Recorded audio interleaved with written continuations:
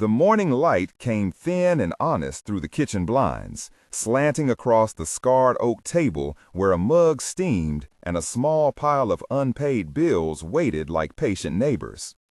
John stood with his forearms resting on the table, palms rough and warm from the night's work, and watched the light travel over the familiar dents and stains as if measuring years. He kept his thumb on the edge of a crumpled $3 bill he had found at the bottom of Ruth's purse 2 nights before, a ridiculous, stubborn thing that had somehow survived every pocket and drawer.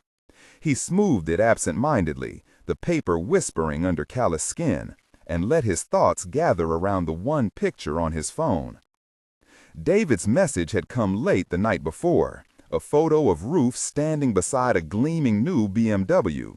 Her hair caught in the sun, a hand on the hood as if steadying both the car and herself. In the background, David's grin, wide, triumphant, was all the caption John needed. The town comment thread had filled with heart emojis and an amused, affectionate kind of envy. People loved a good family surprise. People loved to celebrate someone else's leap forward. John could picture Ruth's laugh as it echoed across the driveway. Picture her turning the key in the unfamiliar lock and running a hand over leather that smelled of showroom and newness. He loved his daughter's husband. He loved David for his fierce generosity, for the timing that had made his mother light up. But the image lodged in John like a small, persistent stone. His pickup sat in the driveway, its faded blue paint mapped with rust and memory. An honest vehicle that had ferried children to soccer practice, moved couches across town, borne the weight of 100 small domestic rescues. It had a stubborn cough on cold mornings and an alternator that groaned when it was asked to hold too many long trips. It bore him, not gilded, and John felt tender and embarrassed for it in the way a person feels embarrassed for belonging to the wrong era. Ruth moved through the house like a gentle current, humming over her tea, folding blankets, pulling the curtains wide to let in more of the morning. She had been the steady center of the household for as long as John could remember, small in stature but large in the ways that mattered. A laugh like a door opening, hands that knew how to mend and measure with equal care. Today she seemed unaware of the new possession waiting in her son's driveway. She was the sort to think a day's gratitude could be tucked into the pocket of an apron.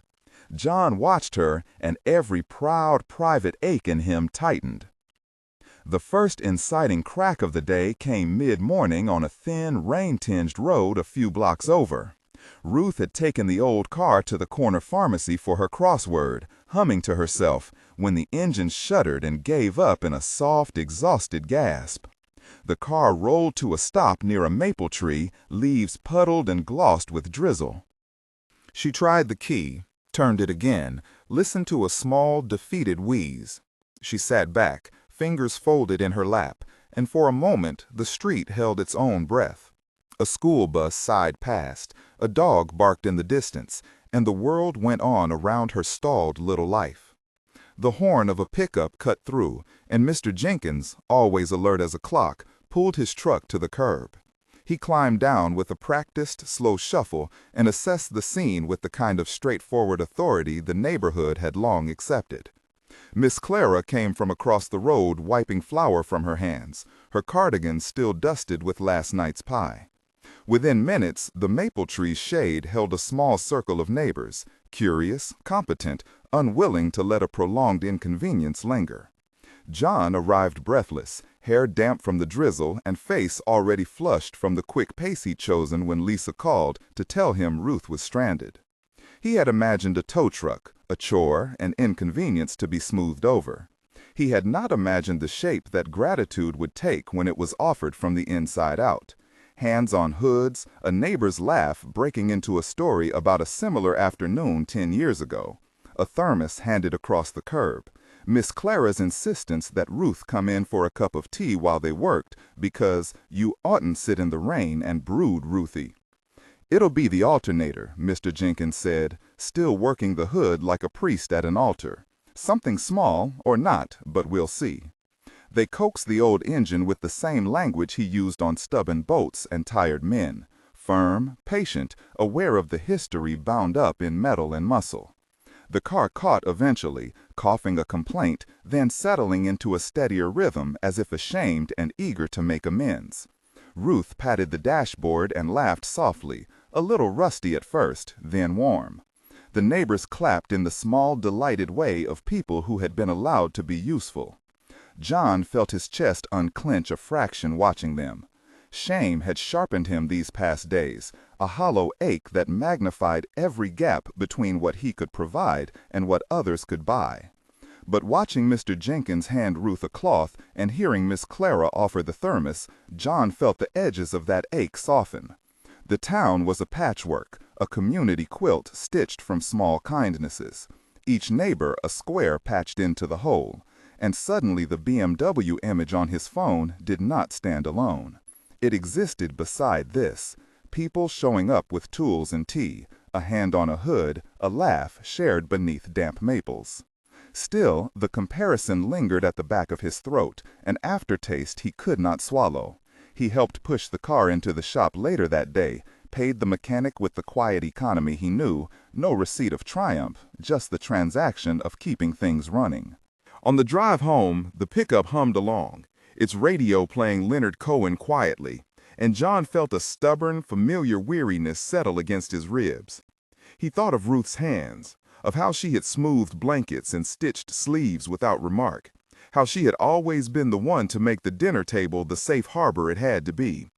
He thought of David's gift and the light in Ruth's face, and he wanted, more than the ability to buy something, to give her something that would show her how held she was.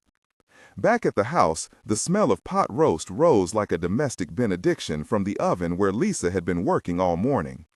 The table, scarred and patient, carried a stack of old recipe cards tied with twine, handed down from Ruth's mother perhaps, who had written notes in the margins in a spidery, sure hand. John ran his fingers over the knot in the twine as if reading braille of memory. He wanted to plan something that used the things they had, the pot roast, the garden's late tomatoes, the children's tangles of laughter, something honest and full. He imagined setting the table in slow, deliberate rows, plates for each person, a place for Ruth at the head that said without extravagance that she was seen. He opened a notepad and began to write in his careful block script. Pot roast, mashed potatoes, green beans, lemonade, candles. Under that, in smaller letters, he wrote, "Invite David and family? Call Ruth's mother?" He paused over the question mark and then underlined it until the ink bled a little into the paper. It was not the BMW he could not provide. It was the quiet worry that his small efforts might be read as insufficient compared to a spotless car and a son's largesse. That afternoon, neighbors dropped by with casseroles and offers. Mr. Jenkins with a jar of pickles he swore only he made right. Miss Clara with an extra serving spoon and a story about when she and Ruth had once gone apple picking and gotten lost for a day. Hannah came up the walk with Ethan and Emma holding her hand, the twins' cheeks stamped with the bright pink of too much sunshine. She had that easy, honest way of making space light, small, bright questions, a joke that slid the heavy air away. As she sat at the table, her twins chattering about school and swings, John felt something shift under his ribs. There was richness here, understated and reliable. When David texted that evening, a short, clipped message offering to bring some flowers and to swing by with Ruth for a drive in the new car, John's chest tightened again. He typed back a quick thanks and an invitation. Come by for dinner Sunday. Bring the flowers, bring Ruth. It was a practical, ordinary message. He hit send and then felt the prickle of nerves, that private, trembling doubt that asked whether this gesture would read as small by comparison. He pictured Ruth in the leather interior of the BMW, hair bright in the sun as she smiled at David. He pictured her back at the oak table, a plate of pot roast warming at her elbow. The two images crowded each other and, for a moment, made the edges of everything blur. That night, John lay awake listening to the house settle. He thought about his father's hands, a pair of them, strong and weathered. He thought about the ways work had defined him, both proud and limiting. He thought about how often his value had been measured by what he could afford instead of what he offered. In the dark, he rehearsed how he would speak at the table, not because of an audience, but to make something true. To name that the gap had been felt. To say that he wanted to be present in ways that mattered beyond wallets and cars. Outside, the moon skimmed the pickup's roof and painted the faded blue with a soft, forgiving light. He pressed his forehead to the glass and let out a breath that tasted like surrender and possibility. The idea arrived not as a grand plan, but as a small, stubborn insistence. Weekly dinners. A table at the same time, every week. A place to lay down the news, the gifts, the quiet failings, the triumphs. An ordinary covenant against distance and the slow drift that came with busy lives. Outside, the moon skimmed the pickup's roof and painted the faded blue with a soft, forgiving light. He pressed his forehead to the glass and let out a breath that tasted like surrender and possibility. The idea arrived not as a grand plan, but as a small, stubborn insistence. Weekly dinners. A table at the same time, every week. A place to lay down the news, the gifts, the quiet failings, the triumphs. An ordinary covenant against distance and the slow drift that came with busy lives. He imagined Ruth's face when he spoke it aloud. Imagined David's brow knitting in that thoughtful way he had. Imagined Lisa's warm, steady support. The plan felt like something he could build with his own hands. Before Sunday, there would be a few interruptions to test the plan's bones. The old car would need more than a jump. A phone call from Ruth's mother would arrive like a fragile bell. Hannah's laughter would make the room too full for silence. But for now, John set the notepad under a stack of recipes and stood in the kitchen, feeling the slow bloom of resolve. He would cook, and he would speak, and he would offer the ritual of presence as sure as a post on a fence. If you've ever felt the pinch of comparison or the sting of not measuring up, consider staying with this story until the end. There's something here about what really feels a home. Before we move on, if you enjoy stories like this, please take a moment to subscribe, ring the bell, and like the video. If it moves you, leave a comment about a family tradition that means something to you. Sunday arrived in a soft blur of preparations. John rose before light, hands already warmed by the stove as he browned the roast until the scent filled the house with the kind of deep, slow comfort that makes people move toward the kitchen. Lisa arranged fresh flowers in a mason jar, sunflowers and daisies that looked improvised and true, and set the table with mismatched plates that had been collected over decades. Ruth fussed in the doorway, a towel over her arm, her face a study in delighted curiosity more than vanity. When she asked if she should wear something new, John shook his head and said simply, "Wear the blue sweater you like." Her eyes softened. She smiled, in a way that said the sweater had always been more than enough. Neighbors came, bearing dishes and stories. Mr. Jenkins offered his old playlist of road songs on a battered speaker. Miss Clara hummed as she set out the casseroles. Hannah arrived with Ethan and Emma, who insisted that they were in charge of setting the napkins just right. David pulled into the driveway with a small bouquet in hand, the BMW gleaming beyond him, a polite, bright presence at the edge of the yard. He stepped out and paused on the walkway, offering the flowers to Ruth like a proper son, then looked around the table with something gentle and proud. John's throat tightened as he welcomed them all. The table filled quickly with warmth and noise. Cutlery clinking, laughter, the squeal of a chair as a child pushed back too hard. The light through the window caught on the polished wood and on Ruth's face in a way that made John's chest light and heavy at once. He carried his plate more carefully than usual, aware of the stories stacked in each place setting. Decades of birthdays, scraped knees, late-night conversations. He waited until conversation softened and the room angled toward him in the kind of attention that made a man's pulse stall. He stood with his hands on the back of his chair, feeling the thrum of so many small lives gathered. The moment was not dramatic. No trumpet, no speech written and rehearsed. He spoke with the same steady voice he used to call the kids for dinner when they were small. "I want to start something," John said. His words landed like a bowl on the table. Not because of what gets bought or gifted, but because the table matters. I used to think I had to do big things to show how much we love each other. Maybe I was wrong. I want us to sit here together every Sunday, to tell what's heavy and what's good, to keep each other close. Ruth's hand found his and squeezed, as if to say she had never wanted anything richer. David nodded quickly, eyes moist in a way that betrayed how he had been raised by this family's steady center.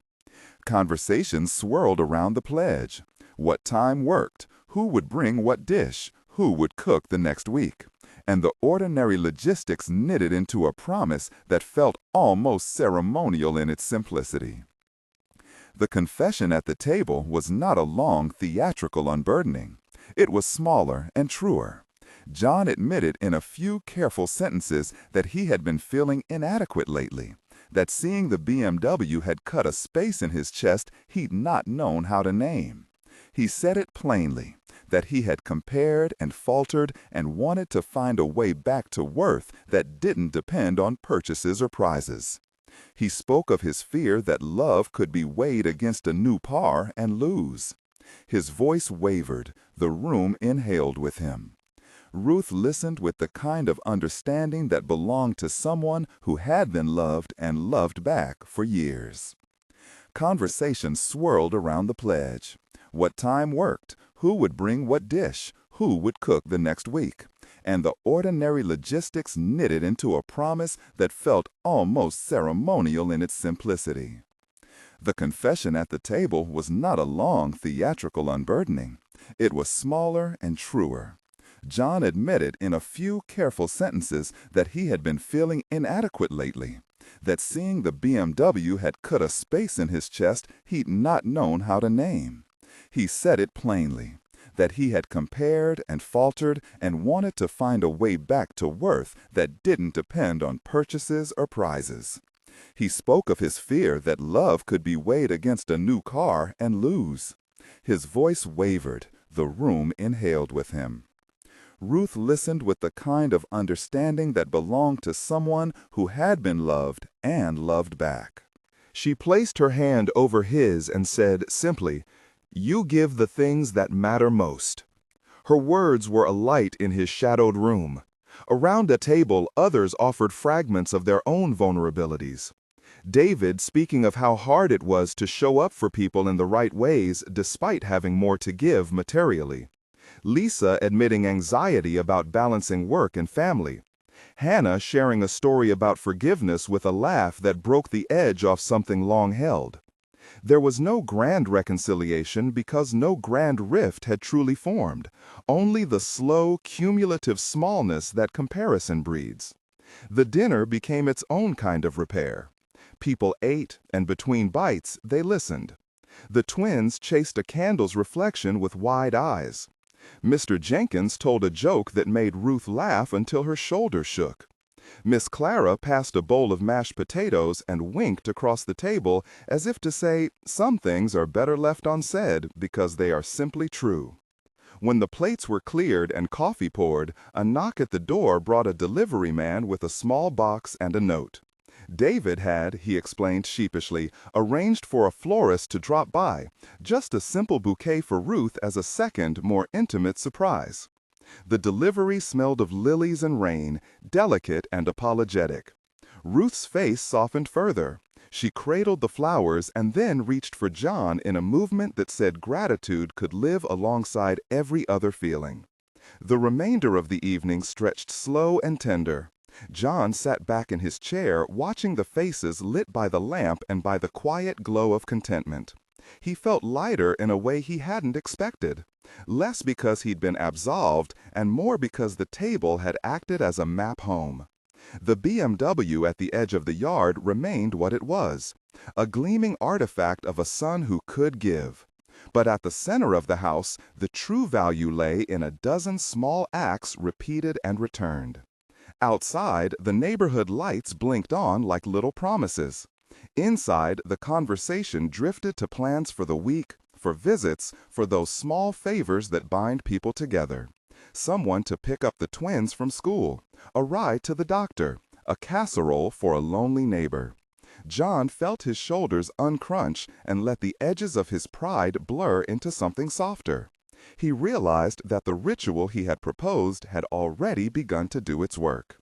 There was, however, one thread he had not yet tied: Ruth's relationship with her mother.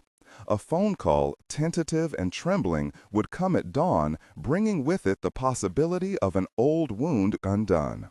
But at the table, as laughter rose and coffee steamed in chipped mugs, John allowed himself to believe that the slow knitting of family could hold that too. He listened to Ruth recount a childhood memory about a crooked fence and a missing cat, and he saw in her eyes the openness that made repair possible. Later that night, after everyone had left and the house hummed with its usual comforting emptiness, John walked out to the porch and ran a hand along the pickup's hood. He thought of the $3 bill in his wallet, now folded into a corner as if marking a page, and felt, finally, a tender satisfaction that had little to do with money. He had offered something he could give: a place, a promise, a routine of presence. The headlights across the street cut small, bright arcs of light on the pavement, and John stood in the doorway with his hands in his pockets, watching the quiet neighborhood breathe. There remained a next day, and then another, and a lunch to be arranged with Ruth's mother that would test patience and invite honesty. For now, the house felt full in a new way, not because of what had been bought, but because of what had been named and accepted. John went inside and sat at the table where, under the soft lamplight, the notepad lay with a list of dinners and a series of scribbled promises. He circled the word weekly as if sealing it with ink, and then folded the page with the gratitude of someone who had finally found a way to answer his own longing. The next morning, before the sun had fully climbed, John's phone buzzed with a message that made his stomach flip. Ruth's mother had replied, agreeing to meet for lunch at the little diner on Main. The words were cautious and formal, yet carrying an invitation. Ruth's thumb hovered over the screen before she looked up at John and smiled in a way that suggested old griefs might at last be put into lighter hands. John brewed coffee and listened to the town wake. He thought of the BMW shining in the driveway beyond the yard, of David's laughter as he joked with the twins, of neighbors moving through each other's days as if the town were a loom and they were weaving the same thread. He knew there would be difficult sentences to speak the next day at the diner, questions and half-answers and maybe tears, but he felt steadier than he had in weeks. He had learned that provision did not measure love. The table did. As he buttoned his jacket, John felt the warmth of the house behind him and an odd, hopeful sharpness in his chest. The family would meet Ruth's mother with both trepidation and courage. The BMW would remain an emblem of generosity, and the pickup, weathered and true, would keep doing what it had always done: carry what needed carrying. John locked the door, stepped into the pale morning, and walked toward a day that might ask for apologies, for patience, and for words that could make old seams hold again. The diner smelled of boiled coffee and frying onions, the sort of honest, stubborn odors that made promises without apology. They sat in a corner booth beneath a neon clock that buzzed faintly and kept counting seconds as if nothing mattered, and everything did. Ruth smoothed the napkin on her lap with both hands. John watched her more than he spoke, learning the small economies of silence that now belonged to them both. Ruth's mother arrived a minute late, hair tucked into a sensible bun, coat buttoned as if it were armor. Her face had the fine, practiced reserve of someone who had learned to hold back sharp things. When she saw Ruth, she stilled, then lowered herself into the seat across from them with the caution of a person testing thin ice. John offered his hand first. She touched it only with her fingertips, as if measuring whether his grip would be gentle. Ruth's smile was small and uncertain, an invitation held out like a fragile plate. They ordered coffee. The waitress, whose name tag said Maggie, moved through the lunchtime crowd with the competence of someone who had seen 1,000 private conversations dressed in ketchup and fries. The clock above them ticked. Outside, a steady rain began to feather the windows. Inside the diner, the world narrowed to that table. "Thank you for coming," Ruth said before the order had even been placed, because there seemed no other way to begin. Her mother's voice was dry. "You asked me to, Ruth. I'm here." There was a pause and then quieter. "I did not come because someone asked me to be polite. I came because I wondered if you were tired of being angry." Ruth startled, as if the sentence were a physical thing that had landed. Her hands found the rim of her coffee mug and knuckled it until the ceramic warmed her skin. "I wasn't always angry," she said. "Not at first. I was scared. I thought if I stayed, I would keep hurting you and the kids would—" She stopped, because both the past and the possible future crowded the same sentence. Her mother looked at her. There was no sudden thaw, only a subtle shift, like soil giving way after a long drought. "You left when I needed you," she said finally. "When your father—" She stopped, eyes losing a shape for a moment.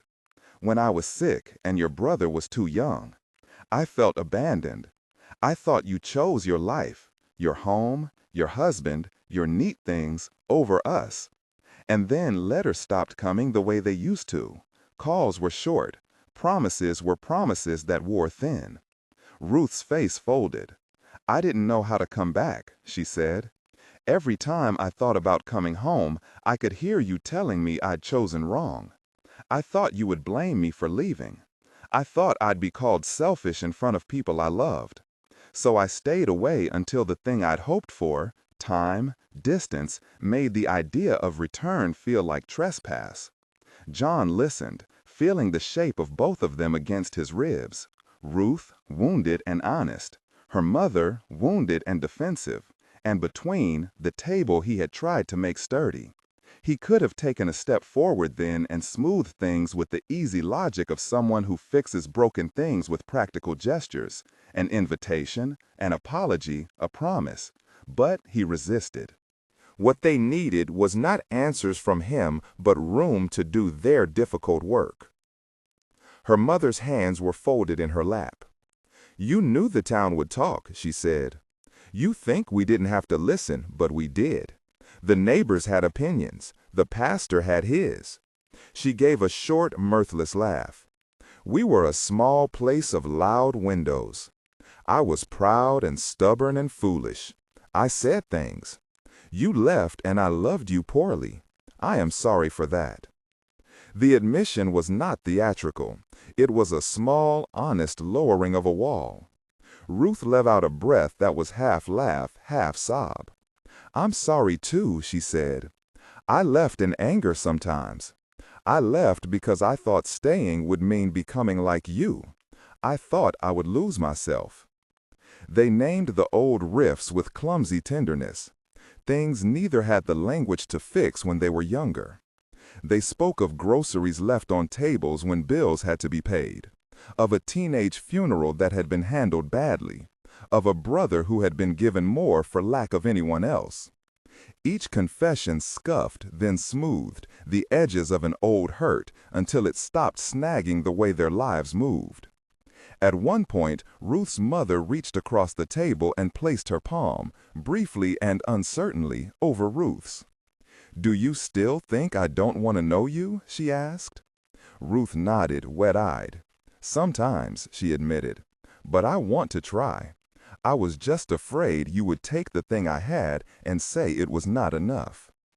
"People are messy," John said softly, as if reading a text that had been written in the margins of the world. "What you have now, Ruth has built a life. It is not a theft.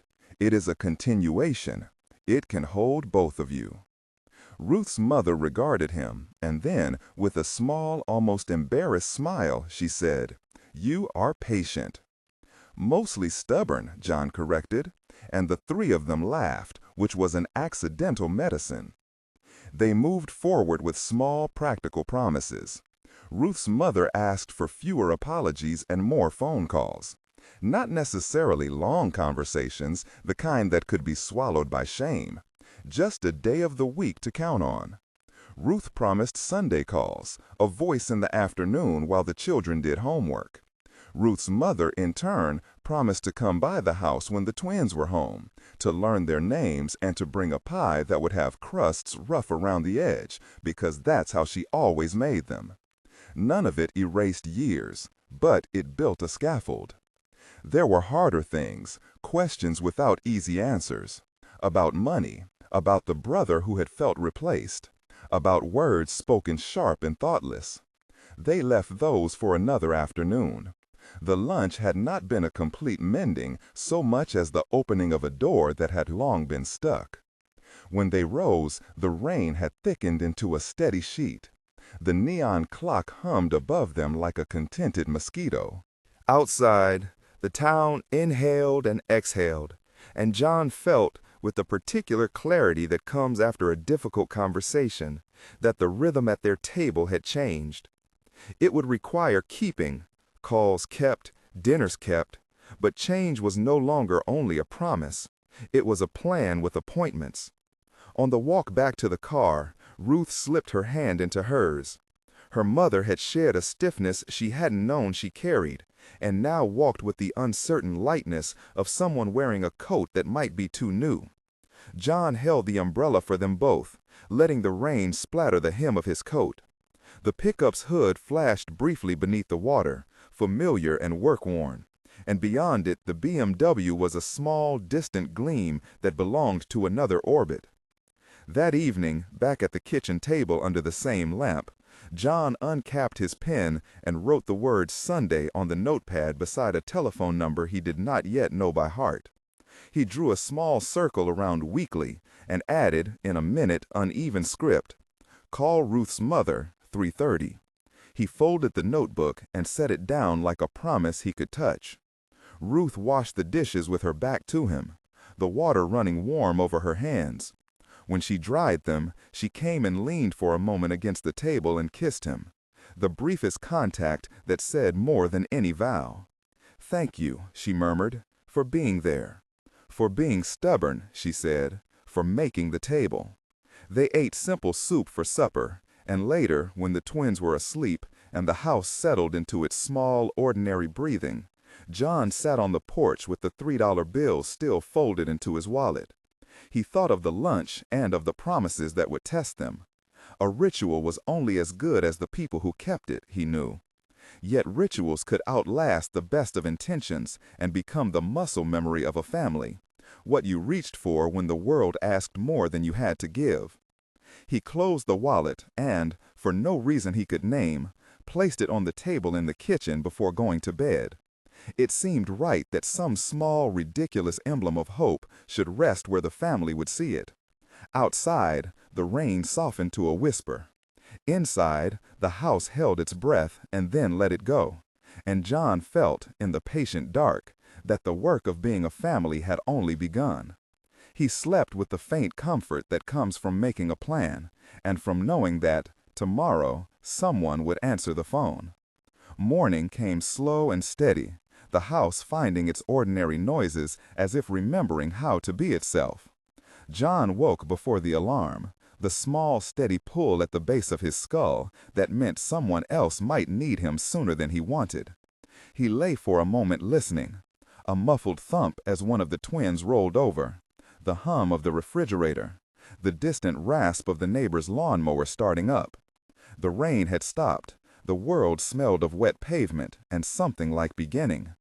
He closed the wallet and, for no reason he could name, placed it on the table in the kitchen before going to bed. It seemed right that some small, ridiculous emblem of hope should rest where the family would see it. Outside, the rain softened to a whisper. Inside, the house held its breath and then let it go. And John felt, in the patient dark, that the work of being a family had only begun. He slept with the faint comfort that comes from making a plan and from knowing that, tomorrow, someone would answer the phone. Morning came slow and steady, the house finding its ordinary noises as if remembering how to be itself. John woke before the alarm, the small, steady pull at the base of his skull that meant someone else might need him sooner than he wanted. He lay for a moment listening, a muffled thump as one of the twins rolled over, the hum of the refrigerator, the distant rasp of the neighbor's lawnmower starting up. The rain had stopped. The world smelled of wet pavement and something like beginning. He padded to the kitchen and found the $3 bill where he had left it, small and ridiculous and, for reasons he could not entirely name, precious. He smoothed it with a thumb as he made coffee, the ritual of the morning, the kind of keeping that mattered. Measure the grounds, let hot water swell and slide, breathe into the dark. Ruth moved through the house in the soft, efficient way of someone who could hold half a dozen things at once. The twins' backpacks, the list of grocery items, a stray sock folded inside a mitten. When she saw him in the kitchen, she smiled, a quick, true thing that made the room warmer. "Did you sleep?" she asked. "Enough," he said. "How about you?" "Better," she said. She set a small plate of toast on the table for him and leaned for a kiss that smelled of toothpaste and the faint tang of citrus from the soap she'd used on the dishes last night. For a few seconds they stood in the small circle of their morning, two people practicing an ordinary affection that carried more weight than they let on. They worked through the motions of getting the twins ready with a new choreography. John taking the upstairs job of hunting down missing shoes, Ruth checking lunchboxes and zipping coats. The twins moved fast and loudly and loved one another with the bluntness of small people who have not yet learned to ration enthusiasm. When the older of the two discovered that a dinosaur sticker had migrated onto his homework, he held it up with the solemnity of a prize. And John feigned surprise, in that way fathers do to keep the show going. Before they left, Ruth touched his sleeve. "Don't forget the call," she said, low enough that the twins did not hear. He nodded. The notepad with the circled weekly sat folded in his jacket pocket, like a small map. The thought of it, of the simple, scheduled thing, made his chest both lighter and heavier. Promises lived in pockets, he had learned, and also in the small, mortal places between one person and the next. The day was bright when he stepped out. The sun had pressed the rain into the air and left the town scrubbed and sharp-edged. He drove the pickup out of the driveway with the careful, practiced movements of a man who had been doing the same for years. The truck carried its own familiarity. Scuffs at the sill from boots, a dent on the rear fender where a grocery cart had once marched incorrectly through a parking lot. He liked these imperfect things. They felt like stories. At the construction site, John did the work he knew how to do: measure, cut, fit, check, and in the rhythm of it, his mind smoothed itself. Men called across scaffolds, a radio played something tinny and half-remembered. He ate his sandwich in the cab of the truck at midday, the notepad beside him like a talisman. His phone lay flat and silent, the 3:30 he had written a promise for still hours away. He told himself he would not call early. He would let the schedule keep him honest. Mid-morning, his hand brushed the wallet. The $3 bills slipped out and fluttered against his palm. He turned it over as if he could read the future on the ink. He thought, briefly and without much fanfare, about the brother who had felt replaced, the conversation postponed to a later afternoon, and about the long list of small wrongs that sometimes shape a life more than the few big ones. He put the bill back, folded the notepad closed, and tucked it into the console. That afternoon, a truck rolled up beside the site with a familiar clatter, and a man John had known since high school climbed out. Mike had the same laugh he always had, the same way of folding his hands behind his head when he leaned against a hood. They had a short, efficient catch-up. Kids' sports, wives' jobs, the weather. Things that let two men stake out a momentary truce with the world. "You look less tired," Mike said at one point, after watching John bend and lift and check a line. "Maybe," John admitted. "We had a good talk." Mike cocked an eyebrow. "That so?" John told him, in the quick version men use to keep the world moving, about the lunch, about promises that would be kept in the small, ordinary ways. He did not tell the whole of it, the old dull ache that was still there, the shape of things that needed more than calls and dinners. But he told enough that Mike nodded and gave him a look that was both approving and a little astonished, as if the choice to try again was an act of bravery in itself. On the drive home, John rehearsed the phone call in his head. He imagined how he would start. "Hello, this is John. Ruth wanted me to call." And then how he would settle into a plainness, gratitude, the quick arrangement for Sunday, and offer to listen. When he pulled into the driveway, the late light threw a long bar across the kitchen floor, and Ruth was at the window watching the street. He told the twins to get washed up for supper. They scrambled like ducks to the bathroom, arguing briefly about who got the pink towel. At 3:30, he sat at the kitchen table with the notepad open and the folded $3 bill beside it. The clock on the microwave ticked loudly in the hush. He told himself this was not a performance. It was a promise made visible. He thumbed the wallet and pressed the call button. Ruth's mother answered on the second ring. For a moment, John listened to a small, steady breath, and then a voice that had seemed guarded at lunch was softer, folded into the domestic space of her kitchen. There was a brief, almost studious pause as she located his number, as if anchoring herself. "Hello," she said. "Hello," John said. "This is John, Ruth's husband." "Oh, hello, John." Her voice was careful, then surprised in a way that made something like relief move through it. "I wasn't sure you'd call." "I promised," he said. "Ruth and you asked for fewer apologies and more phone calls. I wanted to start." They settled into an awkward, honest rhythm. John talked about small things. What the twins were into this week, a picture one of them had drawn that would soon be taped to the fridge. He listened as Ruth's mother told him about the pie she planned to bring, how she always tasted the apples first, and about the neighbor's cat that had started sleeping on her porch. There were pauses where each of them measured how far to go, and then they stepped forward a little more. At lunch, she said at one point, "I thought, maybe I could learn to make the twins' favorite pancake. I used to make things and then I stopped. It's been a while."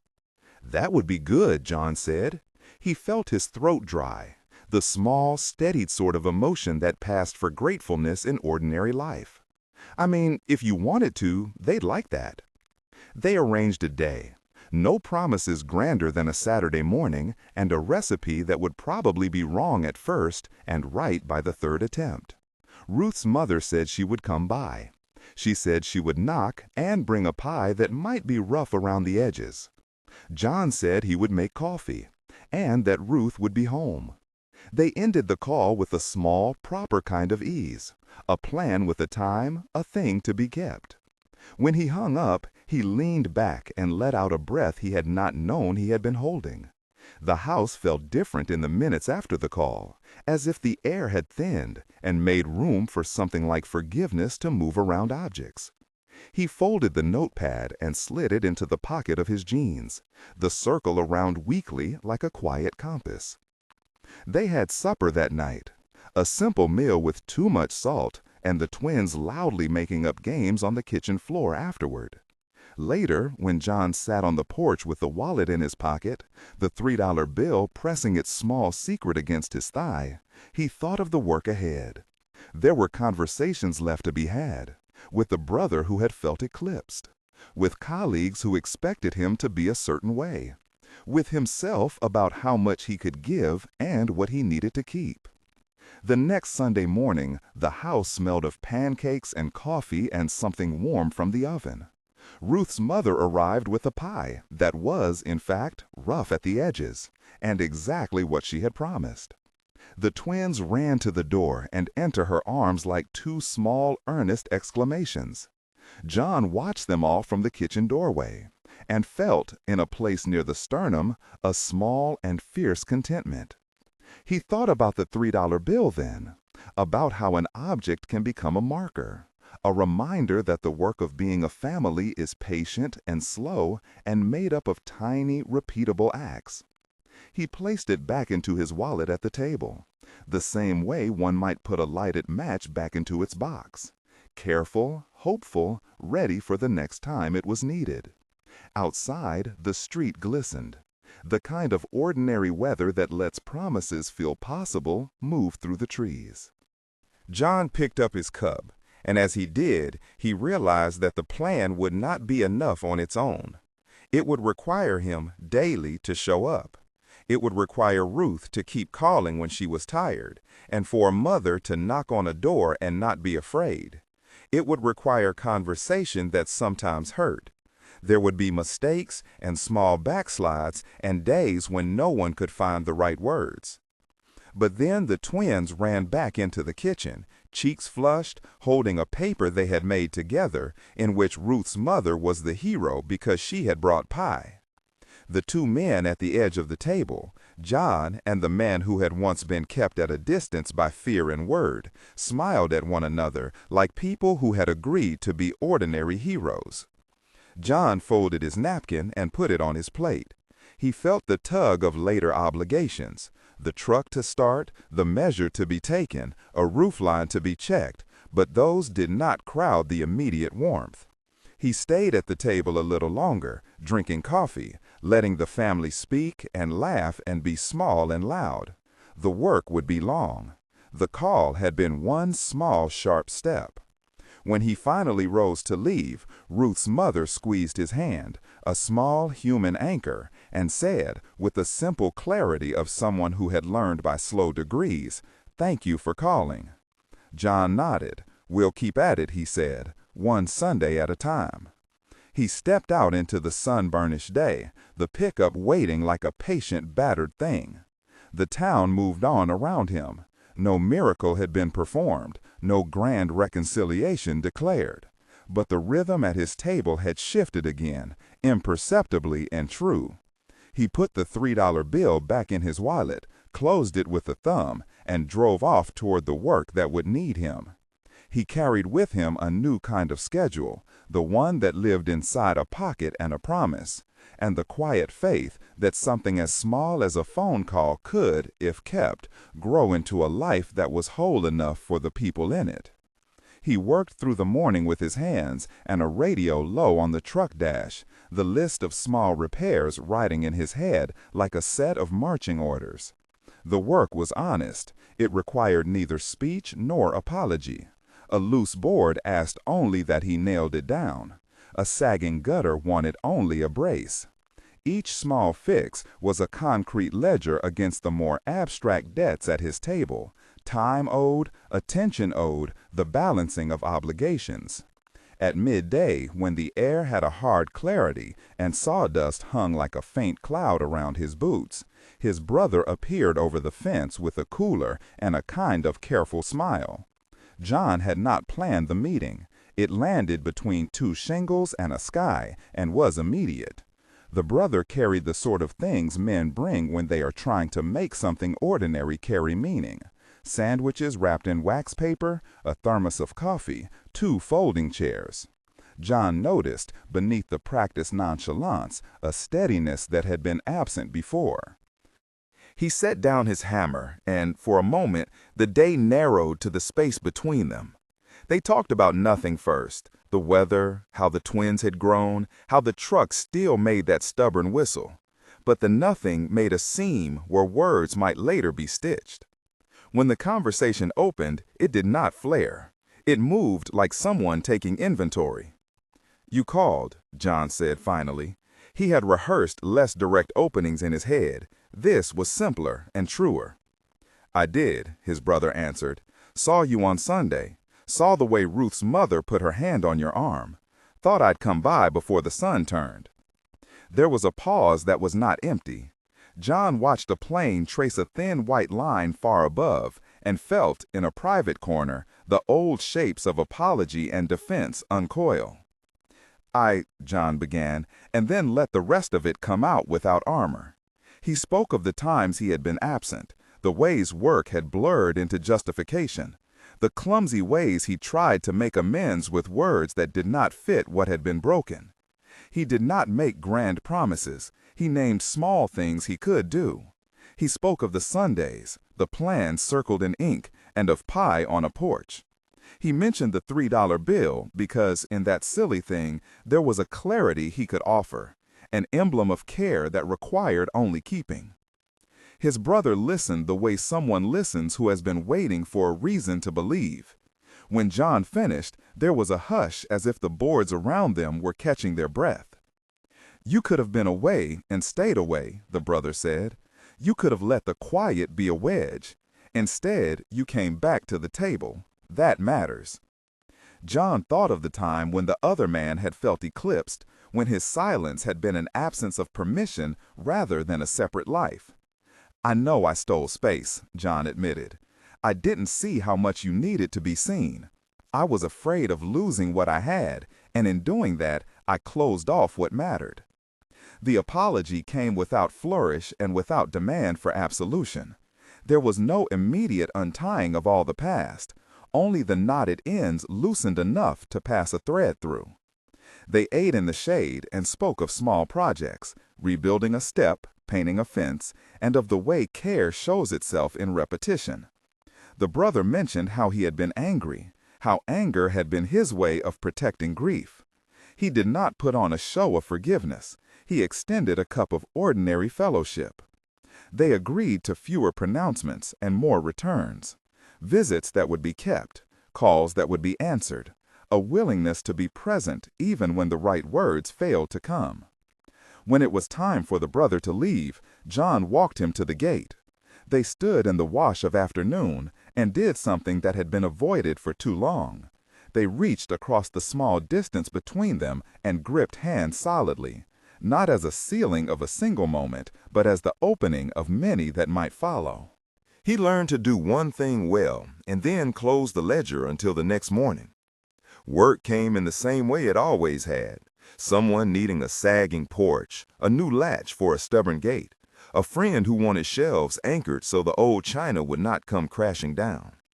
One afternoon, over a cup of coffee in a shaded kitchen, a contractor he knew from the feed store mentioned a contract, a stretch of houses upstate, several weeks steady pay. The voice that named the figure made it sound like safety. It arrived like an old temptation, dressed in numbers and certainty. John listened. He thought of bills and of the ways small, persistent needs gnawed at Ruth's patience. He thought of dreams of a little more breathing room. At night, he took the $3 bill from its tucked place and smoothed the paper between his fingers. Holding it felt like consulting a compass. The thought of leaving for weeks straightened the list of promises in his head and made the edges jagged. The contractor's offer would have paid off a debt. It would have put new coats of paint on cracked plaster. It would have let them breathe without counting days. It would also mean missing the porch he had promised to rebuild for Mrs. Calder, the Sunday lunches with his brother that were becoming the sort of small ritual that kept things from fraying, and the bedtime when Ruth liked him to read the twins a story because they would fall asleep faster if he read in the dark. He told Ruth about it a long time after the kids were in bed. She sat on the edge of the bed, the light from the hallway turning the white of the sheets to a soft amber, and listened without saying much. When he finished, she made a soft sound that was neither judgment nor assent. "If it's what you need," she said, "take it." He felt the old hunger at her permission, an urge to solve everything with money, but it was tempered now by a new habit of asking what he would be buying with it. He pictured the twins' faces pressed to the screen of a passing truck, the way boys did when something big moved through the street. He pictured his brother standing at the gate, the way he had that afternoon, hands unclenched. He imagined Sundays like small islands you come back to, and an absence that might not be filled by a payday. "I can make it work," he said finally, "without going away." There was a relief in saying no, as if declining a certain kind of rescue meant choosing a harder but truer path. He called the contractor and, after the greeting and the pause that felt like deciding out loud, told him he couldn't take the job. The man's voice tightened, then loosened with the kind of practical disappointment that is itself ordinary. John felt the small sting of lost money, and he also felt something steadied in his chest. Sundays became a test and a blessing. He rose early on one mild morning and found Ruth already up, humming while she kneaded dough. He helped fold crust and set 2 small plates aside, one with a corner of pie still warm. The twins tumbled into the kitchen, hair in odd angles, faces bright in the morning light. They sat at the table, arguing about nothing and everything, and John read from a book of short, simple stories, one voice for a dozen characters, the room filling with the cadence of hymn and the sound of small attention. After church, after the ritual of standing among familiar faces and taking the hand of a neighbor who gripped it like a lifeline, he walked with Ruth and the children up the lane toward his brother's house. The brother was there on the porch, not waiting, but steady, as if the day itself were what he had learned to keep. They ate pie together, the crumbs on paper plates, the twins swaddled in their usual noise.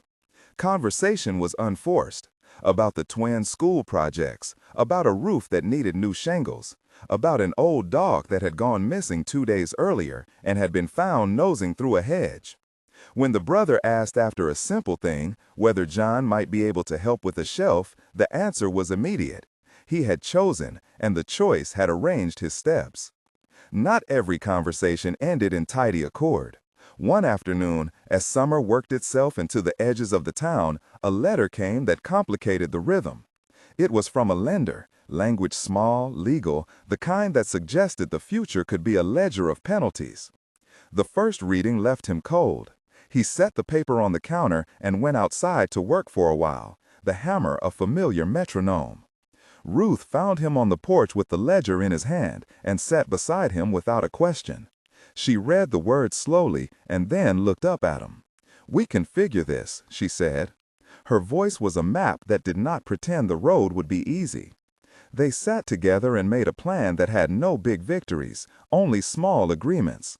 They would not, they decided, let the debt become an excuse to stop keeping the other promises. They would trade a few immediate comforts for something else, a tighter budget for a while, more careful hours at the workbench, and a request for help from people who could lend tools or trade labor for favors. The plan was modest. It was the sort of scaffolding a life needs when the walls are being steady built. On a late afternoon, as summer rolled toward September, the storm came without much warning, wind rising in a way that made the trees fret in the yard, and darkening the sky until the light itself seemed to move through a tunnel. The town gathered in the weather the way places do, as if common danger could be an occasion for belonging. A neighbor's roof had finally given and rained into a bedroom. A porch that had been loose for years threatened to peel away. John left the dinner half-eaten and walked down the street with nails in his pocket, the twins trailing behind with flashlights, because a storm was for them a kind of game. They worked through the rain. Nails went into wood. A tarp was spread. A ladder leaned against a roof that would wait until morning for a more careful repair. The brother arrived with sandwiches and a thermos because the weather had tugged him out of his house. Mrs. Calder brought a bowl of soup and sat with her hat pushed low. The storm made the town a single busybody. John moved among the people as both helper and someone being helped, hands rough and ready, and heart quiet with the sense that what had been undone could be put right again by sustained, ordinary labor.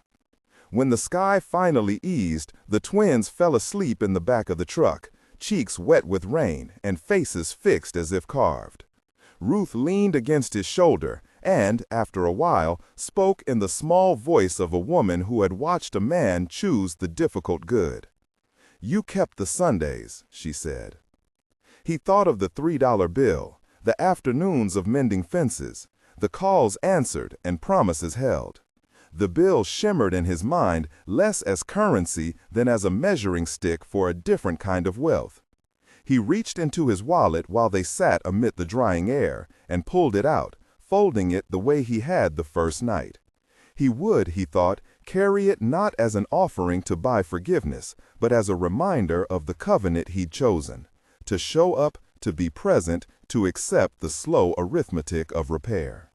Weeks accumulated in the shape of small faithfulness. The brother and he met again and again, not for speeches, but for sandwiches on a porch, for helping a linoleum seam lay flat, for sharing a tool and a smile. There were setbacks, a missed call, A day when the twins' drawing fell from the fridge and broke the little world of a Tuesday. But the prevailing pattern was of return and repair. The town noticed, an acquaintance told another, and slowly John's business steadied, not into grand prosperity, but into the kind of solvency that allowed for breathing space. One evening, as leaves began their first nervous yellowing, John sat at the kitchen table and wrote a brief note to his brother. Nothing weighty, only a line saying he was grateful for patience and for the bridge they'd built, and that he would bring over the leftover pie the next day. He folded the note with hands that had learned to be careful and slid it under an envelope that bore the address in the brother's hand. It was a small ritual of return. The next morning, as he walked out the gate with the pie tucked under a towel, the brother met him before he reached the corner. They stood in the street, the two of them, the conversation that followed light and true. At one point, the brother reached into his pocket and handed John a small worn card. On it was written a list of things to check around an old house. Somehow, the brother had become keeper of practical wisdom. John accepted it like a gift. "You kept coming back," the brother said, and the look in his face was not triumph, but something softer, relief mingled with a guarded hope. Keep coming back. John thought of the long road ahead and the smallness of the gestures that had changed things. He thought of Ruth's steady presence, of the twins collapsing into sleep like two small exclamation points at the end of the day, of the town that fixed what it could and passed along what it could not. He slid the $3 bill back into his wallet afterward, not as a talisman, but as a quiet map of how to live, a pledge enshrined in crease and ink. He went on. There was no sudden unmaking of regret, no cinematic absolution. There were instead the multiplied minutes of showing up. A porch painted, a gate tightened, a call returned. The ledger of his life kept a new balance. Less ledger now and more record of small repeated mercies. He had chosen the small work, and in it the consequence of being present. Ties that frayed and were knotted again. A slow composition of days that looked from a distance like healing. That Sunday, with light wine and patient, he stood on the church steps while the wind moved through the steeple. He felt the weight of all the small keepings settle easy around him. Ruth squeezed his hand as they walked inside, the twins between them, and he kept thinking how ordinary bravery, saying no to the easy, saying yes to the daily, had changed the shape of his world. When the hymn rose, he sang softly, and for the first time in a long time, the notes carried not the edge of need, but the sense of belonging that comes from keeping a promise more than once.